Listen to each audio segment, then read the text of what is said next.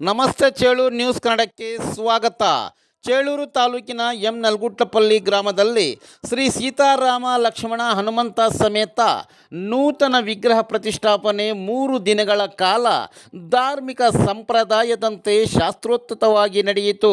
ಸೋಮವಾರದಂದು ಬೆಳಗ್ಗೆ ದೇವ ಪ್ರತಿಷ್ಠೆ, ಬಿಂಬಶುದ್ಧಿ, ನೇತ್ರಮಿಲನ ಹೋಮ, ಶ್ರೀ ತಾರಕ ಹೋಮ, ಸುದರ್ಶನ ಹೋಮ, ಶ್ರೀ ಹನುಮಾನ್ ಹೋಮ, ಗೋಪೂಜೆ, ಗೋ ದರ್ಶನ, ಕೋಷ್ಮಾಂಡ ಛೇದನೆ, ಪೀನದರ್ಪಣ ದರ್ಶನ, ಪ್ರಧಾನ ಕಲಶ ಗೋಪುರ, ವಿಮಾನ ಗೋಪುರ ಮತ್ತು ಧ್ವಜಸ್ತಂಭ ಪೂಜೆ, ಪ್ರಾಣ ಪ್ರತಿಷ್ಠಾಪನೆ ಹೋಮ, ಪೂರ್ಣ ಕುಂಭಾಭಿಷೇಕ, ನವಧಾನ್ಯ ಶೇಖರಣೆ, ಅಷ್ಟಾವಧಾನ ಸೇವೆ, ಮಹಾಮಂಗಳಾರತಿ, ತೀರ್ಥಪ್ರಸಾದ ವಿನಿಯೋಗ ನಡೆಯಿತು. ಪ್ರತಿಷ್ಠಾಪನೆ ಸಂದರ್ಭದಲ್ಲಿ ಭಜನೆ ಕಾರ್ಯಕ್ರಮ, ಹರಿಕತೆ, ಕೋಲಾಟ ಕಾರ್ಯಕ್ರಮ ಏರ್ಪಡಿಸಿದ್ದು, ಸೋಮವಾರ ಮಧ್ಯಾಹ್ನ ಅನ್ನ ಸಂತರ್ಪಣೆಯಲ್ಲಿ ನಲ್ಗುಟ್ಲಪಲ್ಲಿ ಮತ್ತು ಸುತ್ತಮುತ್ತಲಿನ ಗ್ರಾಮಸ್ಥರು ಭಾಗಿಯಾಗಿ ಸ್ವಾಮಿ ಕೃಪೆಗೆ ಪಾತ್ರರಾದರು.